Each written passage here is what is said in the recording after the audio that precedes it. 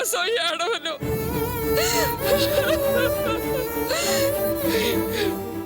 ఎందుకింత భారంగా బతకడం? చిచ్చి,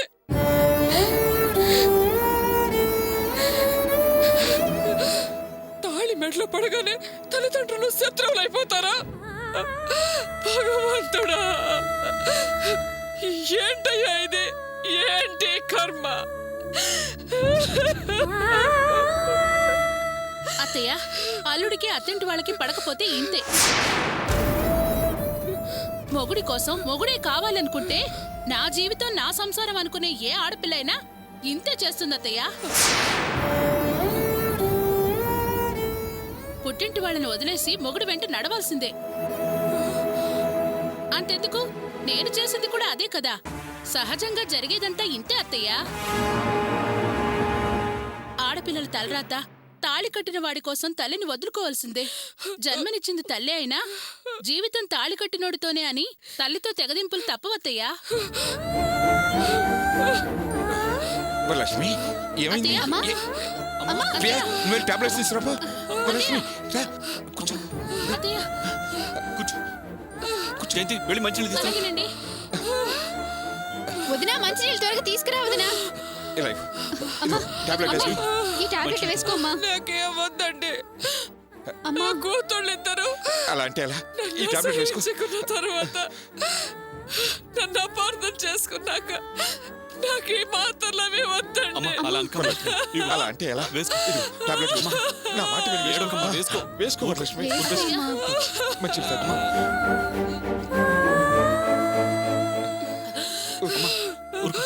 జయంతి, ప్రియ, అమ్మ లోపల తీసుకుని పడుకోబెట్టండి. అమ్మా,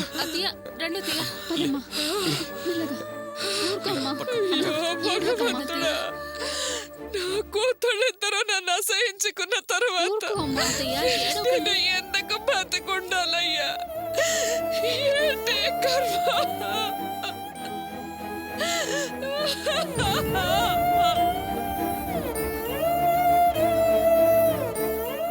అమ్మా, పడుకో అమ్మా.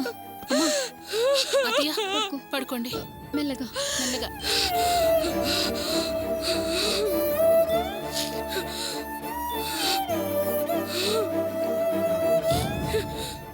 ఊరుకో అమ్మా. జాగ్రత్త అత్తయ్య. పద ప్రియ. నాది ఏ జీవితమే ఎందుకట్లా జరుగుతుంది?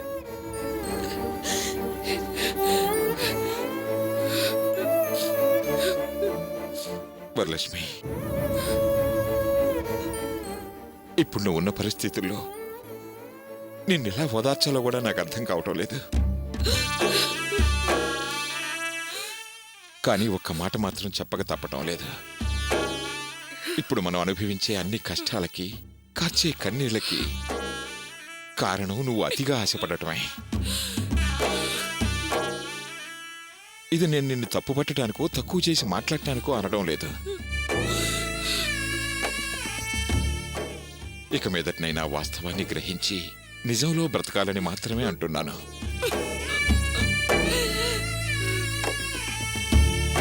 పడుకో వరలక్ష్మి, విశ్రాంతి తీసుకో.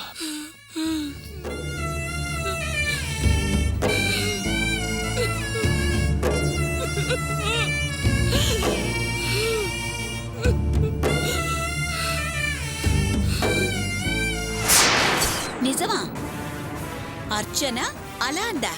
అవునమ్మా. అంతేకాదు, నిన్న అలిగి వెళ్లిన అల్లుడు ఇవాళ ఇంటికొచ్చి మళ్ళీ అలిగి మీరంతా ఫ్రాడ్ అని చెప్పి వెళ్ళిపోయాడు. ఏంటి జయంతి, శుభవార్తల మీద శుభవార్తలు చెప్తున్నావు? అసలు ఇవన్నీ ఒకేసారి ఎలా జరిగిపోయాయే? ఆ దేవుడేమన్నా మన మొర ఆలకించాడా ఏమిటి? మనల్ని కరుణించాడా ఏమిటి? మా అత్తయ్య ఉదయం రాత్రి చెడ్డ కల వచ్చింది, కన్ను అదిరింది అంటూ గుడికెళ్ళింది. అక్కడ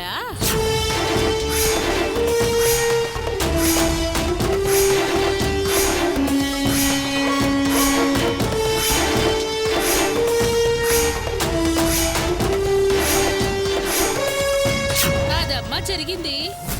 ఏమి, మీ అత్తకేం కాలేదు కదా? బతికుంది కదా? ఏంటమ్మా మా అత్త మీద అంత ప్రేమ చూపిస్తున్నావు? ఓ పిచ్చిదానా, ప్రేమ కాదే, అదంత తొందరగా చావకూడదని నా ఆరాటం. కూతుర్ని తలుచుకొని కుళ్ళి కుళ్ళి చావాలి అది. అనుకున్నాను. నీ కోరిక నా కోరిక అదే కదమ్మా. ఈవేళ ఓడిన వాళ్ళే రేపు గెలుస్తారు అంటారు కదా, అదే జరుగుతుంది. నిన్నటిదాకా అర్చన విషయంలో ఓడిపోతూ వచ్చాం. ఇప్పుడు ఇది మనకి రెండో విజయం. ఇక నుంచి అన్ని జయాలే, ఆనందాలే, పండగలే.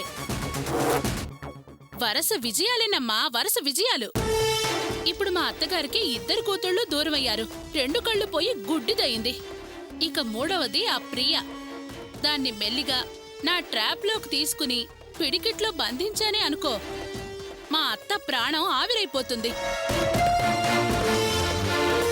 గిలగిలా కొట్టుకుని చస్తుంది. ఈ చిన్నదాన్ని మా అత్తకి ఎదురు తిరిగేలా చేస్తాను.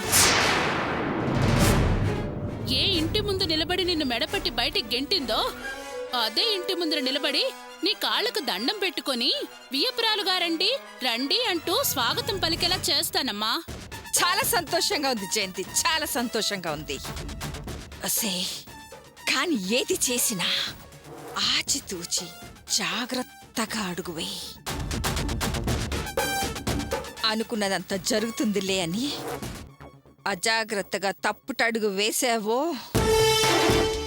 మీ ఆయనకు తెలిస్తే నీ జీవితం నాశనం అవుతుంది. అర్థమైందా? నువ్వేం దిగులు పడకమ్మా. ఇప్పుడు మనం ఏం చేసినా గెలుపే కాని ఓటమి లేదు. ఇప్పుడు ఈ ఆనందం నీతో పంచుకుందామని వచ్చాను. సరే వస్తానమ్మా. సరేనే.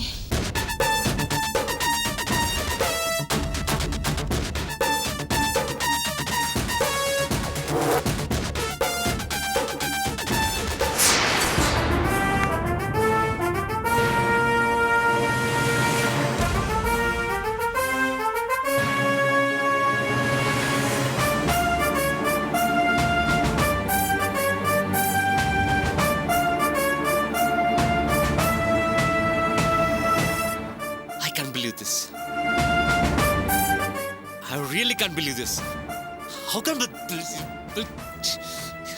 ఏమనుకుంటుంది? అసలు ఏమనుకుంటుంది?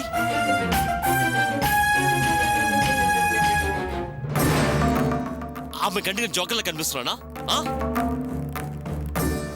అందుకనే ఆ మెకానిక్ ఫ్యామిలీని ప్రైమరీగా, నన్ను సెకండరీగా చూస్తుంది. ఇలా తెక్క బిహేవ్ చేస్తుంది. లుక్ కావ్య, ఇప్పటి వరకు నీ కోసం అడ్జస్ట్ అయ్యానంటే జస్ట్ బికాస్ ఆఫ్ నీ ఫేస్ చూసి, just because of your sake. Now no more adjustment, no more compromise. మీ ఇంట్లో మీ అమ్మ ఇదనుకుంటది అదనుకుంటది, మీ పక్కింటి వాళ్ళు ఇదనుకుంటుంది అదనుకుంటారని సింపతితో మీ ఇంటికి రమ్మంటే రాలేను. Because I hate you family. I really hate you family.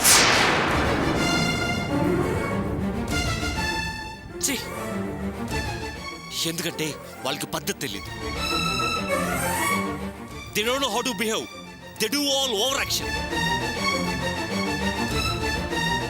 చూడు కావ్య, నీకింక ముందు ఇలాంటి పరిస్థితి రాకూడదు. Just because I'm very dangerous. I'm really dangerous. ఇక్కడి నుంచి నీకు నీ ఫ్యామిలీతో ఉన్న కనెక్షన్ క్యాన్సిల్ చేసుకో.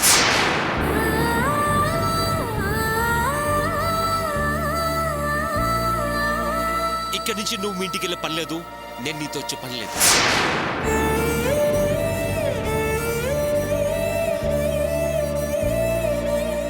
Are you understand what I'm saying? Are you following me? Mind it.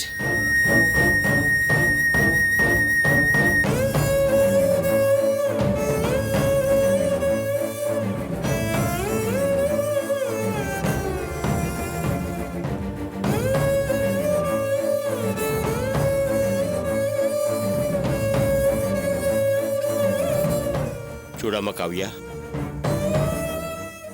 నా కొడుకు అన్న దాంట్లో ఏ తప్పు లేదనిపిస్తుందమ్మా నాకు. ఇదేంటి మామగారు ఎలా మాట్లాడుతున్నారేంటి అని నీకు అనిపిస్తుంది కదూ? పెళ్ళే మెట్టింటికి వచ్చిన తెల్లవారే ఇదేంటి పుట్టింటికి వెళ్ళకూడదని నా భర్త అంటున్నాడు అన్నీ బాధగా ఉంది కదూ?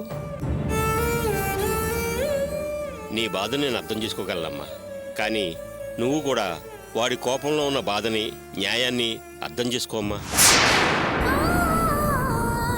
బంధుత్వం వదిలేయకూడదని విజయవాడ అత్తయ్య గారు చెప్తే ఆస్తి అంతస్తులు చూడకుండా గౌరవమైన కుటుంబం అని మంచివాళ్ళని సంబంధం కలుపుకున్నాం. కానీ మీ అమ్మ చేసింది పద్ధతిగా ఉందా? నువ్వే చెప్పమ్మా. మండపంలో నాకు మీరే ముఖ్యమని చెప్పిన ఆవిడ వాడింటికొస్తే ఆమె హాస్పిటల్కి వెళ్ళి కూర్చుందే కాక మొత్తం కుటుంబం అంతా మీ అమ్మ గుడికెళ్ళిందని అబద్ధం చెప్పడం ఏమిటి? వాణ్ణి మోసం చేయడమే కదా. ఇది తప్పా కాదా చెప్పు? ఈ విషయంలో వాడికి మేమెలా నచ్చచెప్పాలి చెప్పు? నువ్వే ఆలోచించు.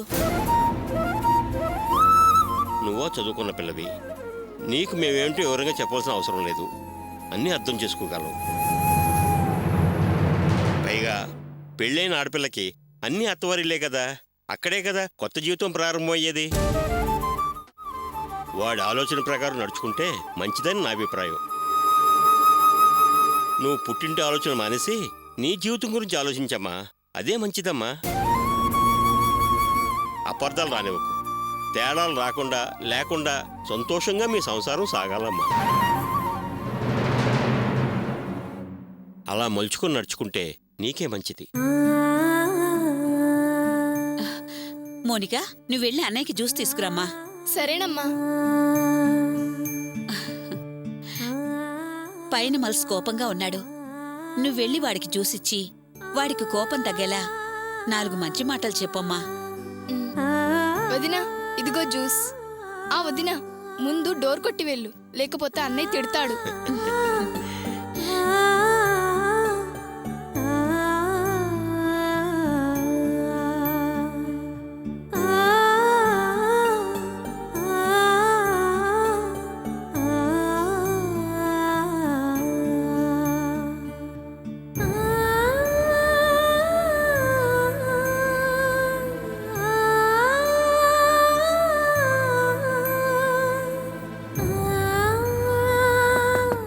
Yes, come in.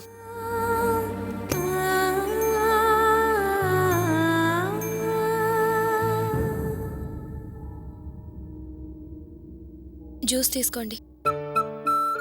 ఓ, నేను టెన్షన్గా ఉన్నానని నన్ను కూల్ చేయడానికి కూల్గా జ్యూస్ తెచ్చావా? బాగా అర్థం చేసుకున్నాం. గుడ్.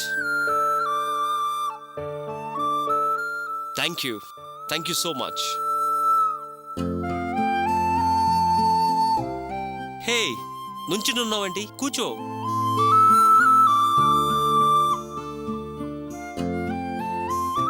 హే కావ్య, నీకు గుడ్ న్యూస్. ఏంటో తెలుసా? రేపు మన హనీమూన్కి ఆస్ట్రేలియా వెళ్తున్నాం. రేపా? యా, రేపే.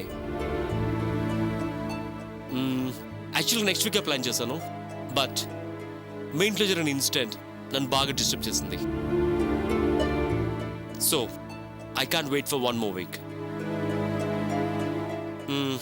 రేపే 3 టికెట్స్ ఇవ్వమని చెప్పాను. 3 టికెట్సా?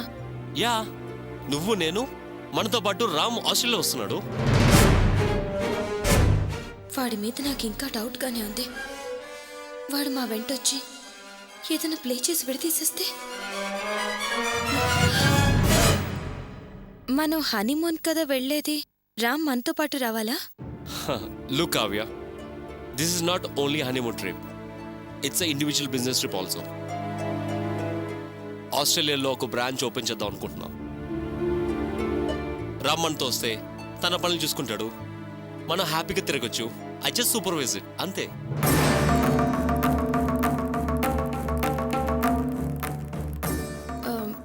ఖచ్చితంగా రామ్ మనతో రావాల్సిందే అంటారా? ఆఫ్ కోర్స్ కావ్య, రామ్ వస్తేనే బ్రాంచ్ ఓపెన్ చేసే పని అతను చూసుకుంటాడు. అప్పుడు నాకు చాలా ఫ్రీడమ్ దొరుకుతుంది. మనం జాలీగా హ్యాపీగా హనీమూన్ అంతా ఎంజాయ్ చేయొచ్చు. నీకేమైనా అబ్జెక్షన్ ఉందా? నేను అలా అనట్లేదు. లుక్ కావ్య, రామ్ పని రామ్ది. అతని వల్ల మనకేం డిస్టర్బెన్స్ లేదు. అతను వేరే దగ్గర నుంచి ఆఫీస్ ఆపరేట్ చేస్తాడు, మనం ఉండేది వేరే దగ్గర. ఆల్ రైట్, రేపు ట్రిప్కి కావాల్సినవన్నీ అరేంజ్ చేయి. ఓకే?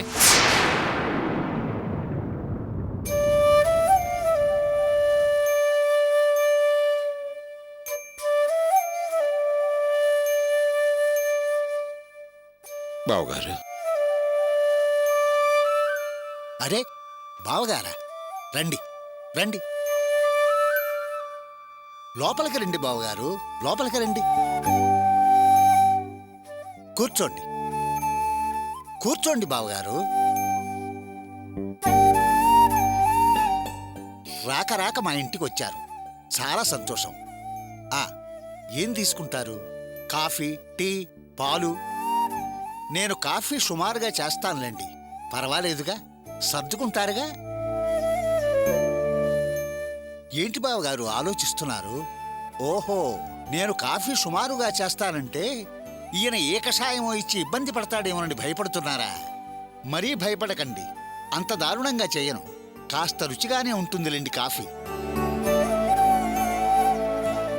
నేను భయపడటం లేదండి, ఆశ్చర్యపోతున్నాను. అసలు ఇంత ప్రశాంతంగా ఎలా మాట్లాడగలుగుతున్నారా అని ఆశ్చర్యపోతున్నాను. ఎందుకలా అంటున్నారు? ఇందులో ఆశ్చర్యపడాల్సిందే ఉంది.